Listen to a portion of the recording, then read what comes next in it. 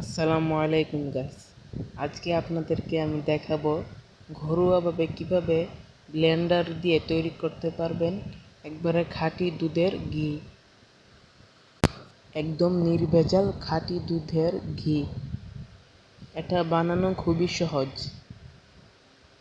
আপনাদেরকে এটার প্রসেসটা আমি খুবই সহজভাবে দেখিয়ে দেব। এটা স্বাস্থ্যের জন্য খুবই উপকারী হয়ে থাকে। গলার চাউনটা আস্তে আসার কারণে আমার কাছে অনেক সুস্বাদু হয়। এটা অনেকে তেলের বদলে ব্যবহার করে, অনেকে বাদ দিয়েও খেয়ে থাকে। আমরা এখানে এটার জন্য নিয়ে নেব গরুর দুধ। একবারে খাঁটি দুধ নিয়ে নেব আমরা এটার জন্য। আর আজকের এই রান্নাটা কিন্তু করতেছে আমার এক বড় আপু। আমরা এখানে দুধটা একটা বড় প্যানে বসিয়ে দেব। এটা মিডিয়াম আছে, আমরা আস্তে আস্তে জাল নিয়ে দেব। এটা আমরা অনেকক্ষণ সময় ধরে জাল দিব। এই যে দেখছেন আমাদের দুধটা বলক এসে গেছে, কিন্তু আমরা এখন নামাবো না। চুলাটা আগে থেকে একটু কমিয়ে দেব। আপনারা কিন্তু এই ঘি বানিয়ে মাসে হাজার হাজার টাকা ইনকাম করতে পারবেন।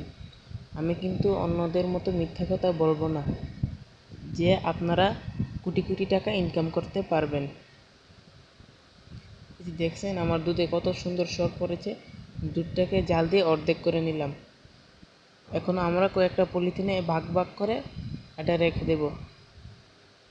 এই দেখছেন ছোটো ছোটো করে কয়েকটা পলিথিনে রেখে এখন আমরা এটা ফ্রিজে রেখে দেবো, ডিপ ফ্রিজে। কিছুক্ষণও রাখবো, কিন্তু বেশিক্ষণও রাখলে চলবে না। একটা যেন একবার শক্ত বরফও না হয়ে যায়, আবার একবার যেন দুধ দুধ বা পানি পানি না থাকে। আমরা এখানে এই বরফটা নিয়ে নেব, বরফের পানিটা, বরফটা যে পানি হবে সেই পানিটা। এই যে আপনাদেরকে দেখাচ্ছি আমরা। এই যে ব্লেন্ডার নিয়ে নেব, আমরা যে মশলা কুটি ব্লেন্ডারের সেই অংশটা নেব। এখানে আমরা দুধটা দিয়ে দেব।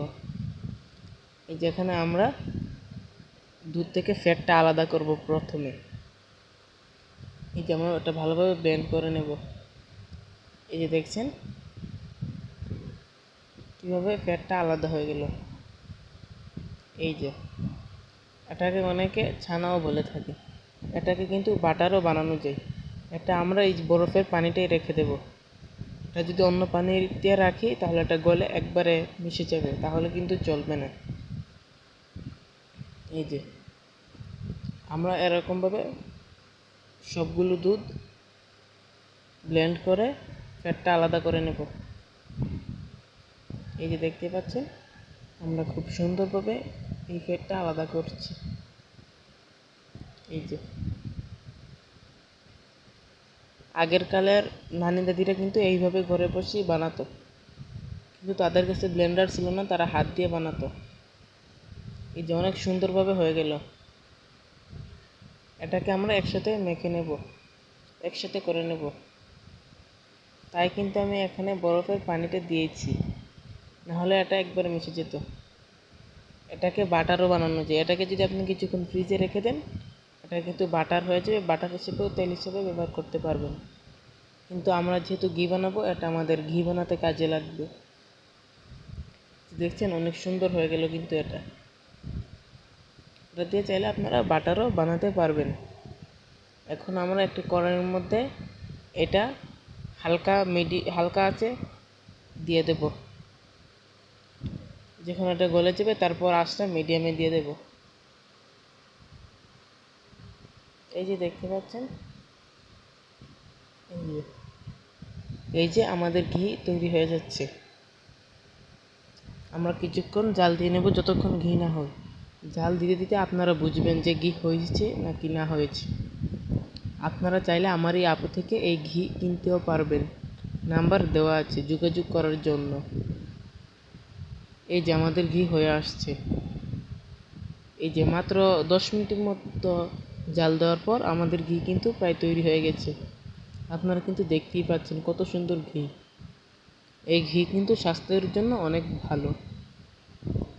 দেখছেন, ভিডিওটা ভালো লাগলে প্লিজ সাবস্ক্রাইব এবং লাইক করে দিবেন। এই যে অনেক সুন্দর ঘি তৈরি হয়ে গেল। এই ঘি কিন্তু আমার এই আপু বিক্রি করে থাকে। দেখেছেন কত সুন্দর ঘি তৈরি হয়ে গেল।